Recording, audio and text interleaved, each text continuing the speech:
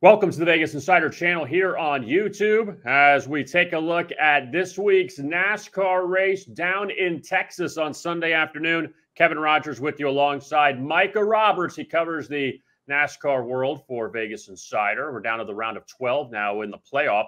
So let's see what the best bet is for this week. And Micah, it's good to have you back. And Christopher Bell, we're going to start with him. We haven't really talked about him much in this video, but 13-2 odds coming into this race on Sunday. Also, 3 top 5 finishes last few weeks. Also, he has won a Truck Series race, an Xfinity race at Texas. Hasn't won yet on this circuit. But what do you think about Bell's chances to win this week?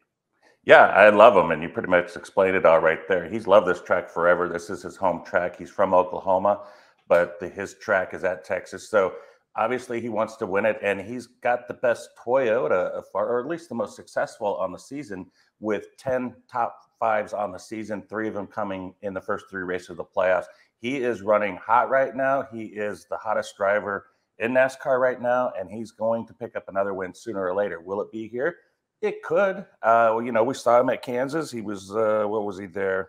3rd and 20th at Darlington, and that's a good barometer here for this. In fact, by the way, Kevin, when I did most of my research for this race, didn't use a lot of Texas because of the new car, as everything's a little different now. But how they're running on the high horsepower tracks like Michigan, Darlington, and Kansas, a 2-mile track, a 1.36-mile track, and a 1.5-mile high banked track at Texas, Kansas. Those are the 3 tracks that I formulated in here. Texas, by the way, is a high banked track. Kansas is a little more moderate range. All right, so Kyle Larson, who is at 7-1, he won here last year, Micah, at Texas. And you mentioned this in your write-up for the site, that Larson, as great as he was in 2021, he's had his struggles to win here in 2022. How do you think he can turn it around here this late in the season? Yeah, he's had some, not a lot of mistakes his fault. He's had some problems with mechanics in his car. Tires have blown up a few times. Engines have blown up a few times. So he's had a lot of bad luck that he didn't experience last year when he had 10 wins. And he also won the All-Star race at Texas. So he swept through both Texas races, including the All-Star race, winning that $1 million last year. The thing is like his odds dictate that he's kind of the same driver as he was last year. And that's not the case. That driver's gone. That car is gone. He is a driver who has 2 wins, tied for the most top 5s with 11 with Chase Elliott. But he's not a guy that the odds just aren't attractive for me. He's not a guy that wins every week. So I'm not throwing him in my mix a lot just because he doesn't pay out. He doesn't, have the bang like a Bowman does, or like a William Byron does, or a Bubba Wallace, Kyle Busch. Kyle Larson just isn't that guy anymore that I say, you know what, he's going to win like I did a couple times last year. Kyle Larson is tied with Chase Elliott for the most top 5s, 11. You mentioned that. Let's transition to Chase Elliott, who's at 8-1. He leads all drivers in points, 4 wins this year. Now, Chase Elliott, again, he's the favorite here to win the whole thing. Do you think that Elliott can get the race on Sunday in Texas? I think he can, but I'm not sure that he's as good as any of the Toyotas or even some of his Hendrick teammates. That would be Byron and Bowman. I think they're all kind of equal, but he's kind of at a cruise control. The guy, he doesn't say much, right? He just kind of performs and does his job, doesn't talk trash, even when it should be. Like he should have commented a couple times when he got wronged by a couple zealous drivers, and he's kept it quiet. So he's got the appearance and heart of a champion already, and he's not even, he's got 7 races to go. But he won in 2020, so he's got what it takes to win the championship. And it's funny, like after he had a couple tough races early in the playoffs, and here he is right after everything else.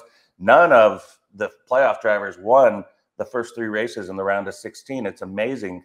3 straight races won by drivers outside the playoffs that were all 20-1 or higher. And you go back 4 straight races won by 20-1 or higher odds if you go to Austin Dillon at Daytona. So that's something I've never seen in my life. And I'm, it makes you more excited to go out and look for a favorite. Like the new car, the next gen car has made that ability to be able to find a longer shot driver and actually make a strong case. In the past, it used to be, okay, I like this guy here. I like this guy. It's like, Yeah, but you know Jimmy Johnson's going to win, right? This is how it used to be, where people had an advantage in certain cars with certain teams. So that advantage is gone. But anyway, back to Elliott. He looks like a champion. Like if you said I bet him at 5-2, I'd be like, yeah, that's pretty good.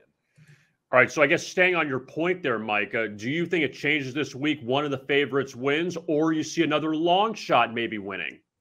I see two really big, long, not really big.